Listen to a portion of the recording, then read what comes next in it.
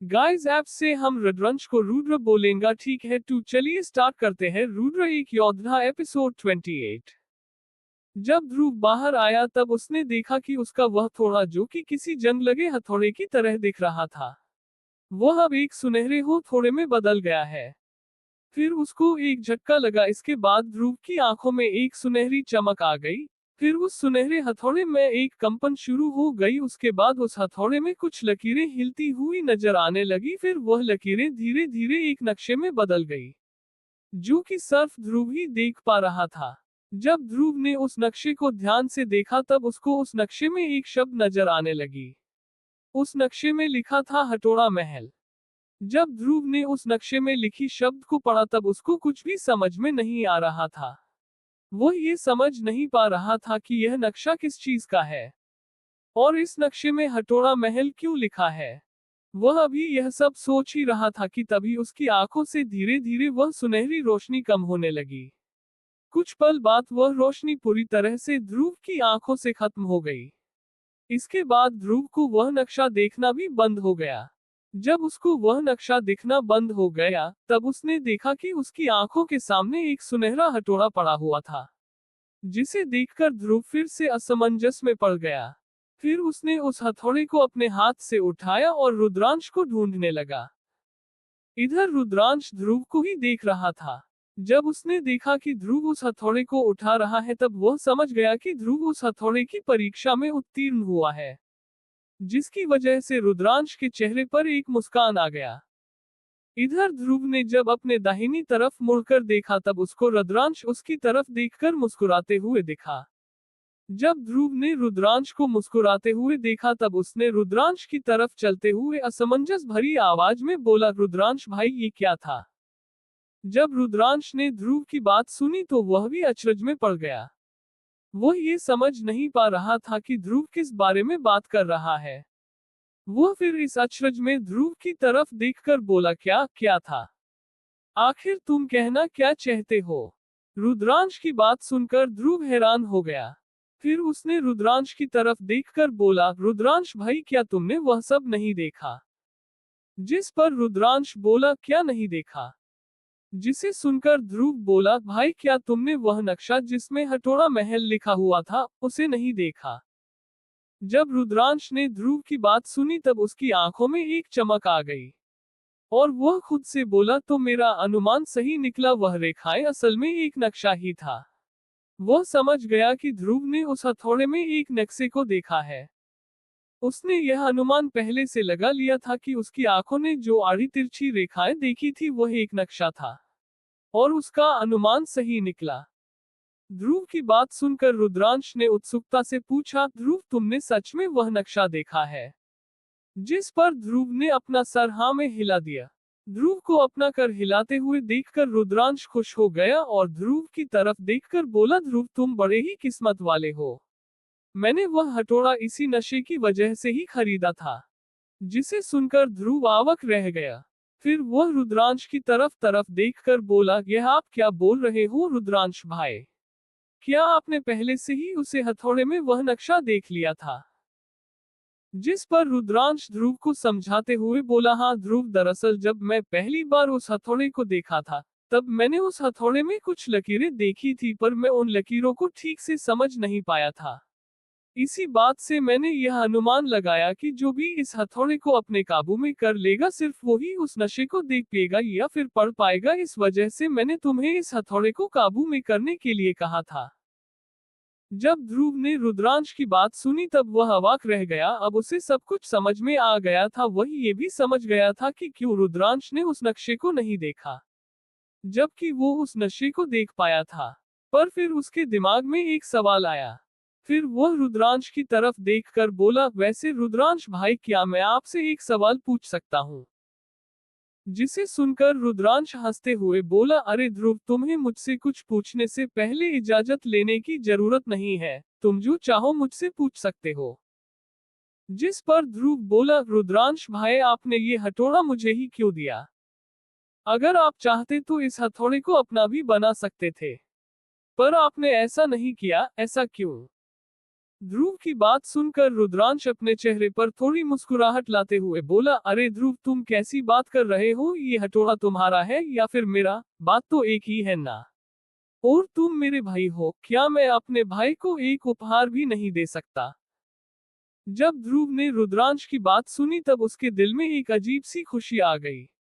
उसके मन में रुद्रांश के लिए जो इज्जत थी, रुद्रांश की बात सुनकर और भी ज्यादा बढ़ गई।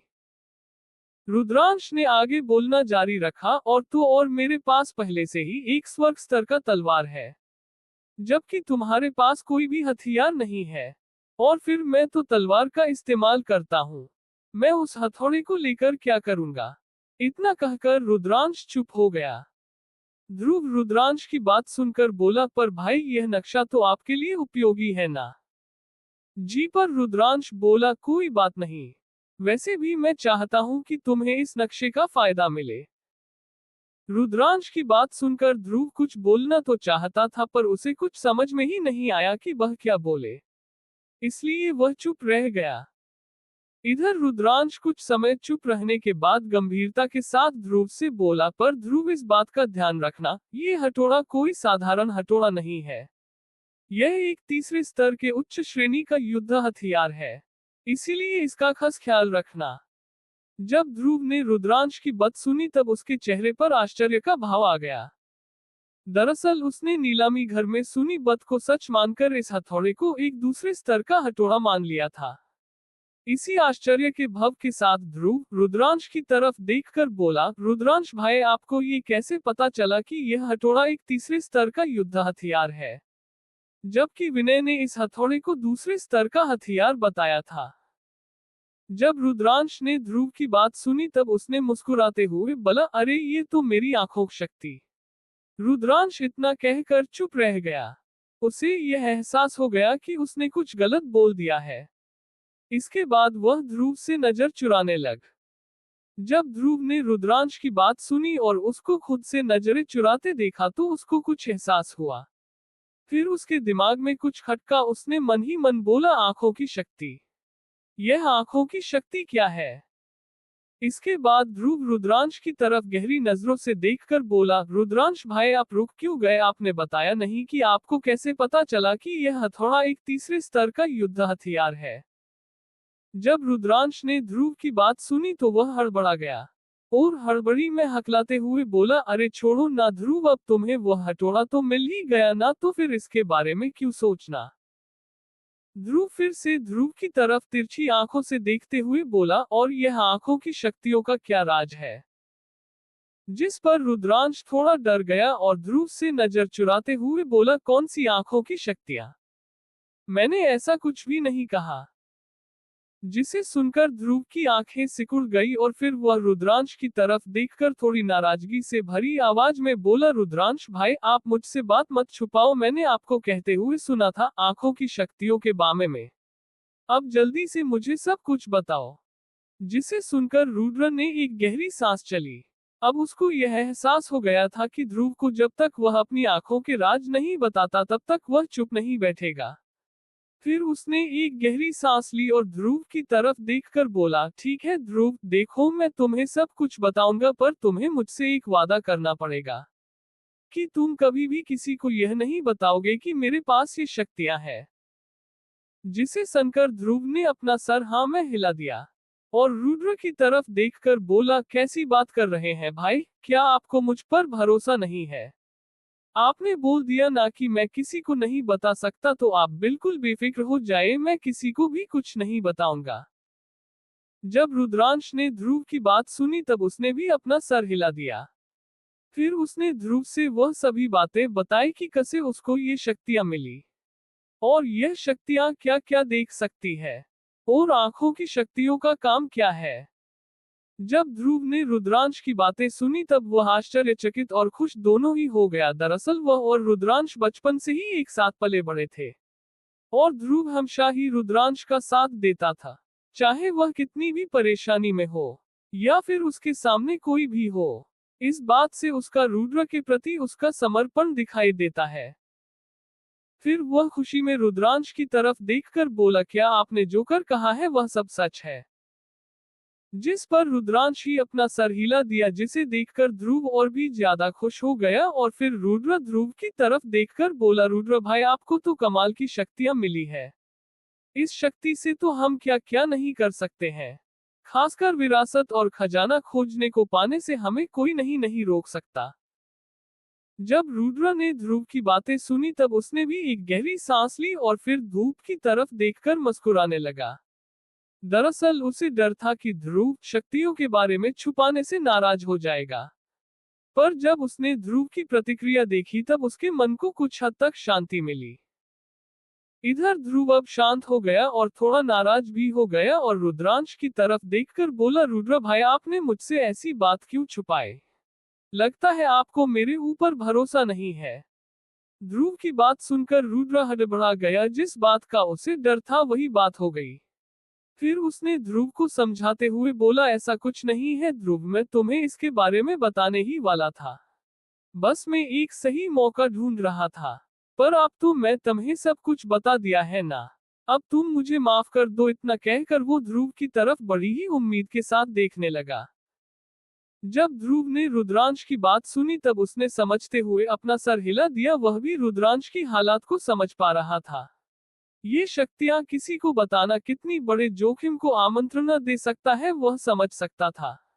इसके बाद उसने रुद्रांश की तरफ देखकर बोला, मैं आपको एक ही शर्त पर माफ करूंगा। आपको मुझसे एक वादा करना पड़ेगा कि आप कभी भी मुझे कुछ भी नहीं छुपाओगे।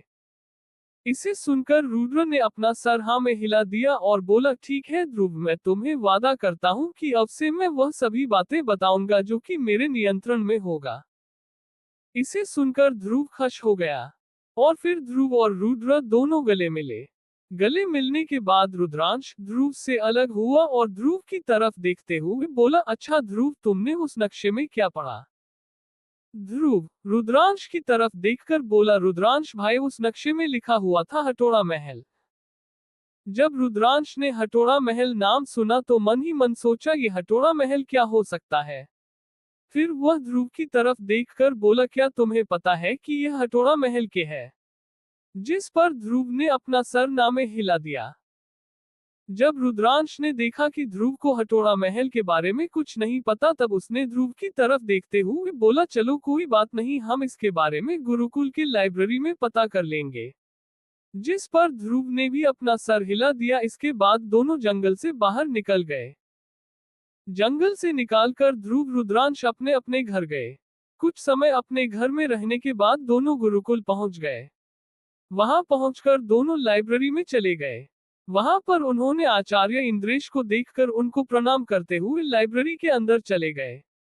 लाइब्रेरी के अंदर वह दोनों इतिहास विभाग में चले गए। वहां पर कुछ देर ढूंढने के बाद उनको एक किताब मिला जहां पर इस हथौड़े का चिन्ह बना हुआ था, जिसको देखकर रुद्रांश को समझने में ज्यादा समय नहीं लगी कि यह वही हथौड़ा है।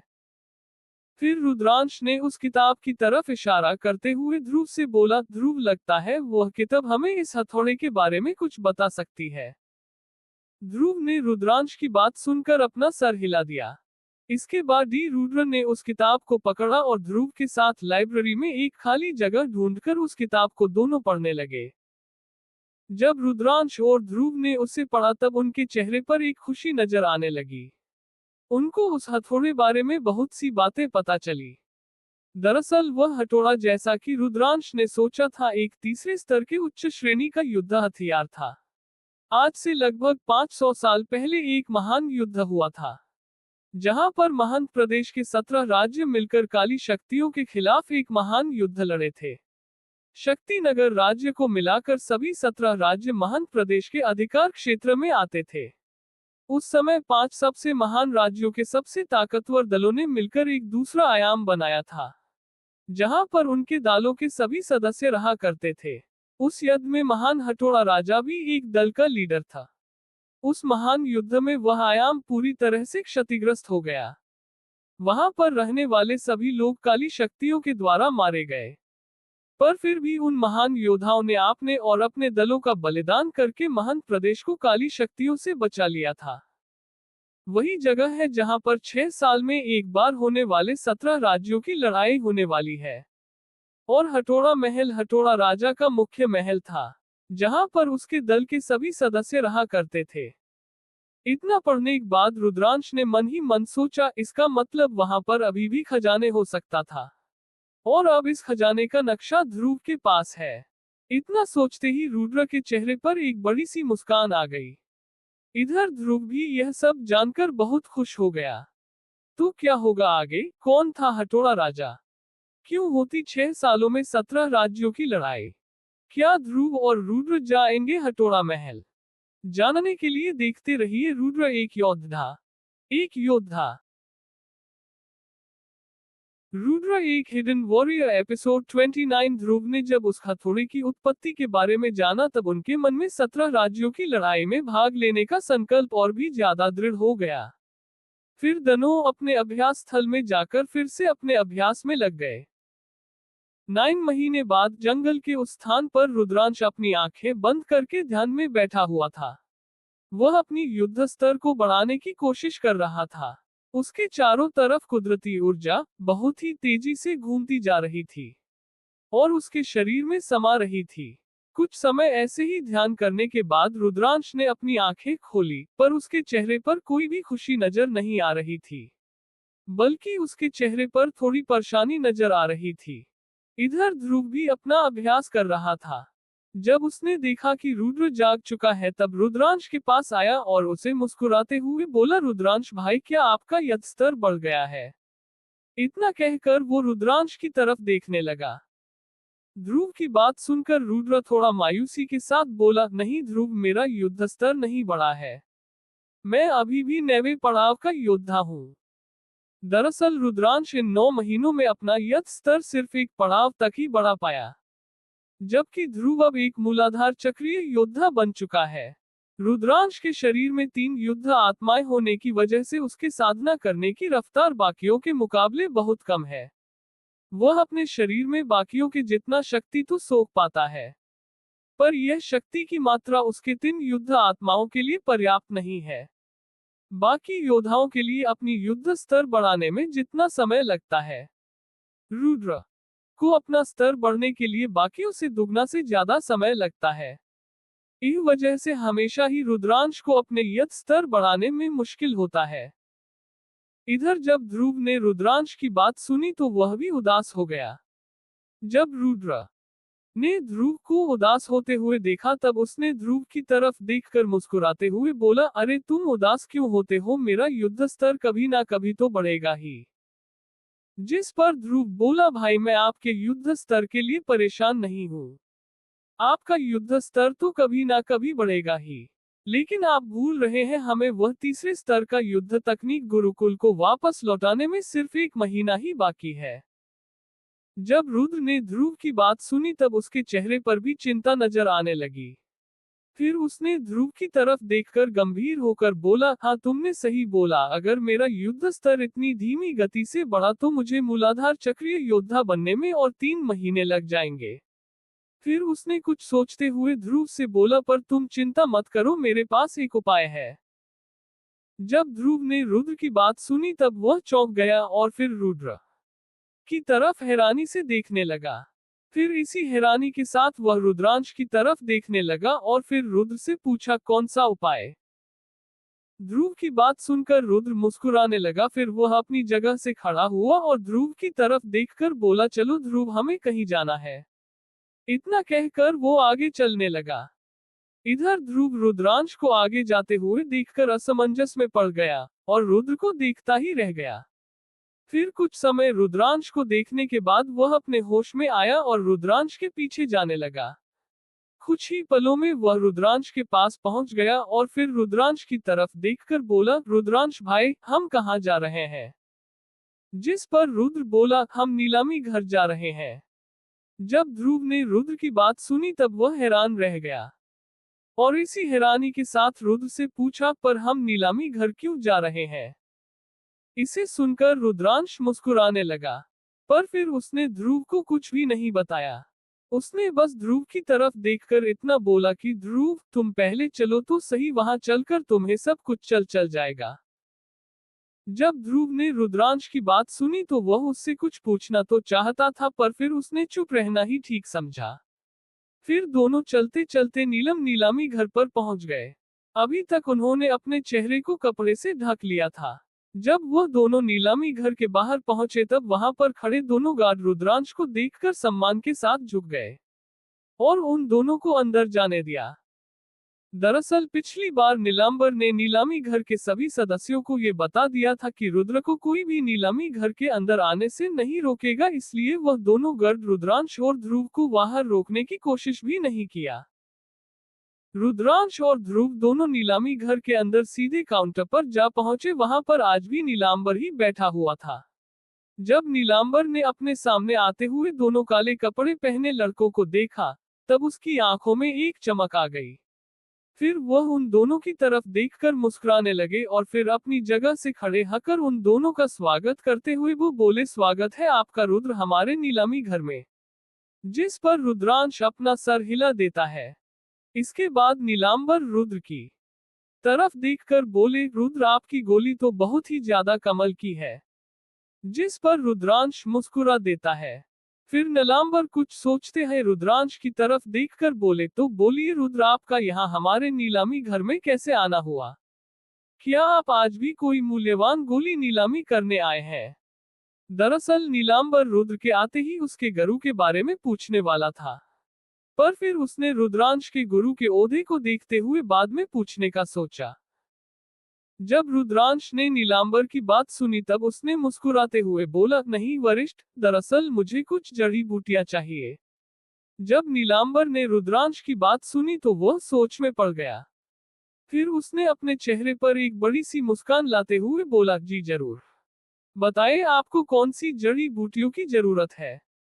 इधर ध्रुव ने जब रुद्रांश की बात सुनी तब उसके चेहरे पर हैरानी नजर आने लगी। दरअसल वह समझ नहीं पा रहा था कि रुद्रांश तो अपने युद्ध स्तर बढ़ाना चाहता था, तो फिर यहाँ पर जड़ी बूटियां क्यों मांग रहा है। तब उसको याद आया कि रुद्रांश एक वैद्य भी है। ये याद आते ही वह शांत हो गया। नीलांबर की बात सुनकर रुद्रांश ने अपना स्टोरेज अंगूठी से एक कागज का टुकड़ा निकाला और नीलांबर को पकड़ा दिया। जब नीलंबर ने उस कागज के टुकड़े को देखा तो वहां कुछ जड़ी बूटियों का नाम लिखा हुआ था, पर जब नीलंबर ने उन जड़ी बूटियों के नाम पढ़ा तो वह कुछ सोच में पड़ गया। फिर उसने रुद्रांश की तरफ देखकर बोला, रुद्र क्या आप थोड़ी देर के लिए इंतजार कर सकते हैं? आपकी औषधि को ढूंढने में मुझे थोड़ा वक्त लगेगा। जब रुद्रांश ने नीलांबर की बात सुनी तो उसने नीलांबर से कुछ भी नहीं बोला, बस अपना सर हिला दिया। जब नीलांबर ने रुद्रांश को अपना सर हिलाते हुए देखा तब उसने एक ताली बजाई, जिसके बाद वहां पर एक लड़की आ गई। फिर नीलांबर ने वह कागज का टुकड़ा उस लड़की को देते हुए बोला, इस कागज के टुकड़े में जो भी सामान लिखा हुआ है जल्दी से लेकर आओ। जिसे सुनकर वह लड़की उस कागज के टुकड़े को लेकर अंदर चली गई। फिर कुछ समय बाद वह लड़की एक थाली में कुछ जड़ी बूटियां लेकर आ गई। जब नीलांबर ने देखा कि वह जड़ी बूटियां आ गई है, तब उसने उन जड़ी बूटियों को रुद्रांश की तरफ बढ़ा दिया। रुद्रांश ने उन जड़ी बूटियों को ध्यान से देखने लगा। वहां पर एक शक्ति ऊर्जा फल, शक्ति नियंत्रण घास और कुछ जड़ी बूटियां थी, जिसे देखकर रुद्रांश ने अपना सर संतुष्टि में हिला दिया। फिर वह नीलांबर की तरफ देखकर बोला, वरिष्ठ, इन औषधि की कीमत कितनी है? जिसे सुनकर नीलांबर मुस्कुराते हुए बोला, वैसे जड़ी बूटियों बहुत ही दुर्लभ है और ये बाजार में आसानी से नहीं मिलती। इन सब की कीमत मिलकर 10,000 सोने के सिक्के होते हैं। जब ध्रुव ने इतनी बड़ी कीमत सुनी तब उसके चेहरे पर आश्चर्य का भाव आ गया। फिर उसने नीलांबर की तरफ देखकर थोड़ी गंभीरता से बोला, वरिष्ठ, किया इन जड़ी बूटियों की कीमत कुछ ज्यादा नहीं है? जिस पर नीलांबर मुस्कुराते हुए बोला, देखिए, ये कोई साधारण औषधि नहीं है। शक्ति ऊर्जा फल 10 साल में सिर्फ एक बार ही पेड़ पर फलता है, जबकि शक्ति नियंत्रण घास को ढूंढना बहुत ही मुश्किल है। इसलिए इसकी कीमत तो इतनी होनी लाजमी है। पर क्योंकि आप हमारे नीलामी घर के विशेष मेहमान हैं, इसलिए हम आपको ये सभी जड़ी बूटियां 9,000 सोने के सिक्के में दे देंगे। जब ध्रुव ने नीलांबर की बात सुनी तो वह कुछ बोल ही नहीं पाया। जब रुद्रांश ने नीलांबर की बात सुनी तब उसने ज्यादा कुछ न बोलते हुए सीधा अपने स्टोरेज अंगूठी से 9,000 सोने के सिक्के निकालकर नीलांबर को दे दिया। इसे देखकर नीलांबर ने मुस्कुराते हुए सोने के सिक्के रख लिया। इसके बाद रुद्रांश ने नीलांबर को देखकर बोला, अच्छा वरिष्ठ, अब हम चलते हैं। जब नीलांबर ने रुद्रांश की बात सुनी तब उसने हिचकिचाते हुए रुद्रांश से बोले, दोस्त रुद्र, क्या आप थोड़ी देर रुक सकते हैं? मुझे आपसे कुछ जरूरी बात करनी है। इसे सुनकर रुद्रांश ने नीलांबर की तरफ देखकर बोला, बोलिए वरिष्ठ, आपको मुझसे क्या बात करनी है? जिस पर नीलांबर थोड़ा हिचकिचाते हुए बोला, दोस्त रुद्र, क्या आपके गुरु शक्ति नगर राज्य में है? जब रुद्रांश ने नीलांबर की बात सुनी तब उसने ज्यादा कुछ न सोचते हुए सीधा अपना सरना में हिला दिया। जब नीलांबर ने रुद्रांश के प्रतिक्रिया देखी तब उसने मन ही मन आहें भरी। फिर उसने रुद्रांश की तरफ देखकर बोला, दोस्त, क्या आप मेरी कुछ मदद कर सकते हैं? जिसे सुनकर रुद्रांश नीलांबर को देखने लगा। जिस पर नीलांबर बोला, देखो दोस्त रुद्र, दरअसल हमारे राज्य के राजकुमार अंदरूनी तौर पर घायल है, और आपने जो गोली पिछली बार नीलामी के लिए लाया था, इससे उनको कुछ हद तक राहत मिली है। क्योंकि आपको गुरु ने वह गोली बनाई थी, इसका मतलब वह राजकुमार को पूरी तरह से ठीक भी कर सकते हैं। तो क्या आप अपने गुरु को राजकुमार के इलाज लिए मना सकते हैं? अगर आपके गुरु राजकुमार का इलाज करते करते हैं तो उनको बहुत सी उपहार मिल सकती है, जिसमें एक बर्फीला मोती और एक आत्मा शक्ति पौधा शामिल है। इसे सुनकर रुद्रांश की आंखों में एक चमक आ गई। फिर वह कुछ सोच में पड़ गया। फिर उसने कुछ सोचते हुए बोला, देखिए वरिष्ठ, आप तो जानते ही हैं कि मेरे गुरु बहुत ही बड़े वैद्य हैं, उनका यहाँ आना उनका अपमान करने समान है। फिर कुछ समय रुककर आगे बोला, पर मैं फिर भी आपके लिए उनसे बात करूंगा। रुद्रांश अपनी पहचान को छुपाकर ही रखना चाहता था, इसलिए उसने नीलांबर से यह झूठ बोला। इधर जब नीलांबर ने रुद्रांश की बात सुनी तब उसने एक चैन की सांस ली और फिर रुद्रांश की तरफ देखकर बोला, बहुत बहुत धन्यवाद दोस्त रुद्र। जिस पर रुद्र ने अपना सर हिला दिया। फिर उसने नीलांबर की तरफ देखकर बोला, मैं आपसे 1 महीने बाद फिर से मिलने आऊंगा, तब आपको इस बात का जवाब मिल जाएगा कि मेरे गुरु राजकुमार का इलाज करेंगे या नहीं। फिर रुद्र वहां से उठा और चला गया। जब नीलांबर ने रुद्रांश को जाते हुए देखा तब वह मन ही मन आहें भरने से खुद को रोक नहीं पाए, और फिर रुद्रांश को जाता हुआ देखते रह गए। वहां से निकालने के बाद रुद्रांश और ध्रुव एक सुनसान जगह पर चले गए। रुद्रांश ने ध्रुव से बोला, ध्रुव, मैं एक गोली बनाने जा रहा हूँ। क्या तुम कुछ देर के लिए ये ध्यान रख सकते हो कि मुझे कोई परेशान ना कर पाए? जिस पर ध्रुव ने अपना सर हाँ में हिला दिया। फिर रुद्रांश ने अपनी कड़ाही निकाली और उसमें अपना वैद्य ज्वाला झोंक दिया। अब रुद्रांश की विद्या ज्वाला नीले रंग की ज्वाला में बदल गई थी। दरअसल रुद्रांश ऐसा अपने पूर्वजों की यादों में मिल वैद्य ज्वाला नियंत्रण तकनीक से अपने युद्ध आत्मा की आग को अपने वैद्य ज्वाला के साथ मिलाकर प्रयोग कर पा रहा था। फिर वह कड़ाही धीरे धीरे गर्म होने के बाद रुद्रांश ने कड़ाही में एक एक करके सभी औषधियों को परिष्कृत करने लगा। कुछ समय परिष्कृत करने के बाद रुद्रांश कड़ाही में एक तरल पदार्थ तैरने लगा। जब रुद्रांश ने उस तरल को कड़ाई में तैरते देखा तब उसने अपनी वैद्य ज्वाला को धीरे धीरे कम करने लगा। इसके बाद वह तरल धीरे धीरे ठंडा होकर एक गोली में बदलने लगा, और फिर कुछ समय बाद वह सरल एक गोली में बदल गया। अब तक रुद्रांश का शरीर पसीना पसीना हो गया था। वह हौंफ रहा था। दरअसल इस गोली को बनाने में उसकी बहुत सी आत्मीय ऊर्जा खत्म हो गई थी। इस वजह से वह बहुत ज्यादा थक गया था। पर जब उसने उस गोली को देखा तब उसके चेहरे पर एक बड़ी सी मुस्कान आ गई। फिर उसने खुश होते हुए अपने आप से बोला, आखिरकार यह शक्ति बढ़ाने वाली गोली बन ही गई। इतना कहकर वह मुस्कुराने लगा। फिर उसने उस गोली को कड़ाही से बाहर निकाल लिया। इसके बाद उसने ध्रुव को बता दिया कि वह गोली तैयार हो गई है। इस पर ध्रुव भी खुश हो गया। इसके बाद रुद्रांश और ध्रुव दोनों उस स्थान पर चले गए जहां पर वह दोनों अभ्यास करते थे। फिर वहां पर रुद्रांश एक जगह पर पैर मोड़कर बैठ गया और देर ना करते हुए उस गोली को निगल गया, और फिर वहां पर वह अपनी साधना करने लगा। वह अभी कुछ समय साधना में बैठा ही था कि तभी उसके शरीर के अंदर से एक सुनहरी रोशनी निकालनी शुरू हो गई, जिससे उसको बहुत ही ज्यादा दर्द महसूस हो रहा था। पर वह अपने दांत को पिसते हुए उस दर्द को सहने लगा। ऐसा करते करते रुद्रांश को लगभग 5 दिन हो गए। 5वें दिन रुद्रांश के चारों तरफ कुदरती शक्तियां घूमने लगी। फिर वह शक्तियां रुद्रांश के शरीर में समाहित होने लगी। कुछ देर तक ऐसे ही शक्तियां समाने के बाद रुद्रांश का शरीर धीरे धीरे फूलोने लगा, जिस वजह से रुद्रांश को असहनीय दर्द होने लगा। पर उसने इस दर्द को अपने दांत पीसते हुए सहन किया। फिर कुछ समय ऐसे ही उसका शरीर फूलने के बाद वहां पर एक बड़ा सा धमाका हुआ। इधर ध्रुव अपनी सांस को रोककर रुद्रांश को ही देखता रहा। रुद्रांश के साथ जो कुछ भी हो रहा था वह उससे भली भांति वाकिफ था, क्योंकि यह सब उसके साथ भी हो चुका था। इसलिए वह रुद्रांश की तरफ चिंता भरी नजरों से देख रहा था। तो क्या होगा आगे, रुद्र के साथ आखिर हो क्या रहा था? क्या रुद्र अपना युद्ध स्तर बढ़ाएगा या फिर हो जाएगा नाकाम? और क्या रुद्रांश राजकुमार का इलाज करेगा? जानने के लिए देखते रहिए